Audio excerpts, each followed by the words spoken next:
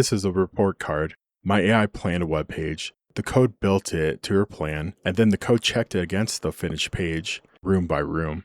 Look at the 4 rows. 2 of them got graded. She planned a grid here, and the grid is in the page. She planned a list there, and the list is in the page. Both pass. And 2 of them say, I can't grade this one. Here's why. My checker is about 20 lines of plain code that counts things. Is there a grid here? Yes or no? Is there a list? Yes or no? It can count a list all day long, but this room says full width banner, and this one says image gallery with captions. There is nothing to count in those. Whether something looks like a banner is a question about a picture, and my checker has never seen a picture in its life. Now this week's change. She gets to read this card, and then she gets to rebuild exactly 1 room. Her choice, not mine. So which one does she pick? Quick version of how this works. For 9 rounds, my AI has planned pages and built them, 1 room at a time. And that card you just looked at has been printing at the end of every run since round 7. Printing for you, for me, on the terminal so we could see whether she did what she said she'd do. She has never seen it, not once. This week, it goes to her, same card, same rows, handed straight to the machine that made the page. And then she gets 1 change, 1 room, 1 rebuild, and whatever comes back ships, for better or for worse. That's the rule, and the terminal says so out loud. One thing to keep in your head for the whole video, because it explains almost everything that happens. She cannot see the page. She has no eyes. She used to. Back in round 2, I auditioned vision models, gave her a set of eyes, and let them look at screenshots of her work and tell her what to fix. It went badly, in both directions. The first set told her to remove the red from a download button on a page that had no download button. It hallucinated an element, then prescribed a fix for it. And then the second set of eyes told my background color was wrong twice, and I overruled it twice, because my rulebook said otherwise. Turned out the eyes were reading the actual pixels, and my rulebook was out of date. The machine was right, and I was wrong, and I had to go back on camera and say so.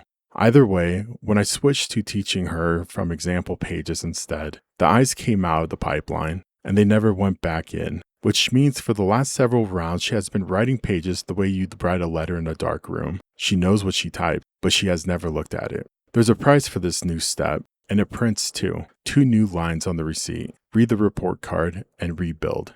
Run 1. Her card is on screen. 2 graded and passing, and 2 the code can't read. She picked room 1, the hero. 1 of the 2 the code couldn't grade, and here's her reason in her own words. The hero section does not have a full width banner as planned, and she was right. Look at what she actually built. Her plan said full width banner, big red block, all the way across, and a headline sitting in it. What she made instead was a photo and some text huddled together in the middle of the block, with empty red on both sides. In her own code, she told those 2 pieces to gather in the center instead of spreading out to fill the space. It's a cluster, not a banner. And my checker cannot see any of that. There's no thing to count. The grid check can't help. The list check can't help. The code shrugged and printed. It can't grade this one. Now, fair question, and I asked it too. Why don't I just make the checker better? Because that's not a code problem. Counting whether a list exists is easy. Judging whether something looks like a banner means looking at it. My checker is 20 lines that read text. To grade that room, something has to open its eyes, but hold on to that thought for the end of the video. The red block now runs full width with a headline living inside it, which is what she said she wanted in the first place. She found something my instrument couldn't and fixed it. She did one more thing worth noting, because it's a small win in an argument I've been losing for 2 rounds. She dropped the photo. Quick context, there are no images on this website. My 5 example pages contain exactly 0 photographs, and since last round, I've been handing her a plain inventory that says, out loud, image files on hand, none. She keeps planning them anyway. Galleries, heroes, icons, every round. It's the most stubborn habit she has, because a gallery to her is just pictures. And no amount of me saying the shelf is empty changes what that word means to her. You'll see it again in this video. There are still photographs in these pages that don't exist and can't exist. But right here in run 1, when she said she was checking her own work, she quietly took one out. First time that's ever happened, and I'll take it. It cost her something though. The tagline used to read zebras, their biology, habitat, and conservation efforts. Now it just says zebras. She can't edit. She can only rebuild. Every fix is a fresh take, and things go missing in the retake. Run 2, a fresh page, same as, no memory of the first run. Here's the card. Same shape, 2 graded, 2 ungradable. And this time your guess isn't which room, because she picks the hero again. Your guess is whether she's right. Her reason, the hero section lacks a full width image with a text overlay as planned. Except it didn't lack one.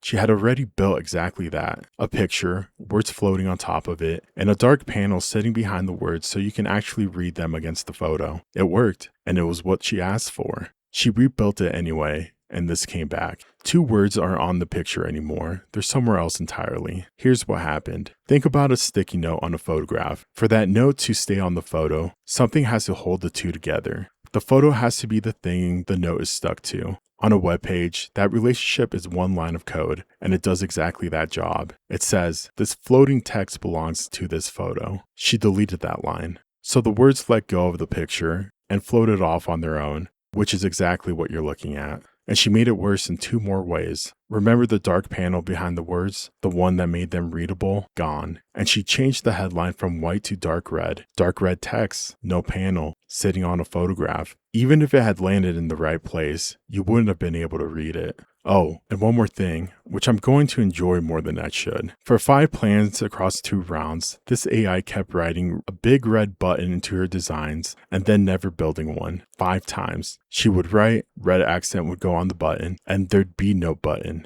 anywhere. It became a running joke. Over the weekend, she finally built one. It's a real button. It does absolutely nothing when you click it, because there's no code behind it, but it exists. And in this rebuild, the one that fell apart, she took her call to action and swapped it from a link into a button, which sounds like nothing, but a link is a thing that goes somewhere. A button is a thing that waits for code to tell it what to do. There is no code. So she traded something that worked for something that's only button shaped. The button did not break this page. The missing line broke this page, but 6 rounds of avoiding buttons, and the first one shows up in the wreckage. I'll take it. Run 3, you know the shape by now. 2 graded and 2 the code can't grade. This time she picked room 4, the gallery, and I want you to read her reason before you see the page. The gallery section is missing. It was not missing. It was the biggest thing on the page. 6 images in a grid with a caption under every single one. She rebuilt a section that already existed.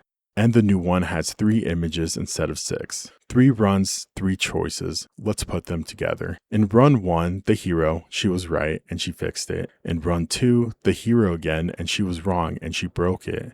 Run 3, the gallery, she was wrong and she shrank it. 1 correct diagnosis out of 3. But that's not the interesting number. This is. Across those 3 runs, there were 6 rooms my code could actually grade, and all 6 of them passed. She never picked a single one. Every time, across 3 runs, she reached past everything the checker could see, and she chose something in the dark, which is half impressive. She's auditing exactly the things my instrument can't measure. So why is she wrong 2 out of 3 times? Because of what she's actually doing when she reviews. Remember, she has no eyes, so when I hand her the report card, she can't go and look at the page. What she can do is read her own plan, the sentence where she wrote image gallery with captions, and then read the code she typed, and check whether those 2 things sound like each other. It's a spelling test on a picture, and when the words don't line up the way she expects, she reports it as missing, even when it's sitting 3 inches below the thing she's reading. That's the whole finding. She cannot check what she cannot see. Now the part I wasn't expecting, and it's good news. Those 3 runs share no memory, none. Each one is a blank machine that has never seen the other 2. So look at what she chose, 3 separate times, with nothing carried over. 48 pixel headings, 16 pixel body text, 3 for 3, and a big red block at the top of the page, every single time. Now why? Because this is the question I'd be asking. If she doesn't remember anything, is this just luck? It isn't. And it isn't memory either. Every single pass she plans a page, she is handed the same 5 examples I designed. The same 5, every call, every run. She doesn't remember the house. The house is sitting in front of her. But here's the part that isn't just copying. That 48 pixel heading size does not appear on any of my example pages. Mine are 56, 46, 40, 40, and 38. She didn't take 48 from anywhere. She landed between them, and then she landed there again and again. The red block is the same story. My example page has one at the button as a sign off.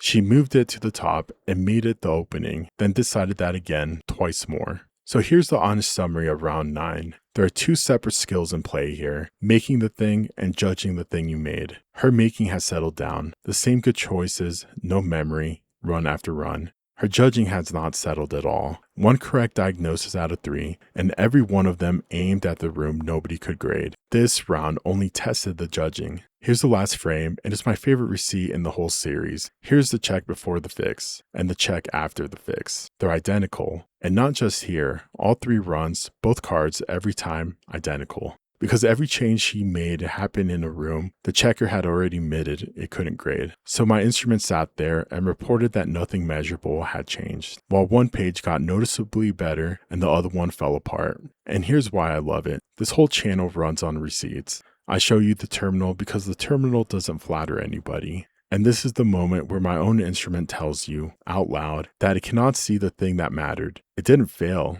It didn't lie. It printed the exact edge of what it knows. That's why those side-by-side pages had to exist. The receipt tells you if the fix landed. Only the page tells you if it helped.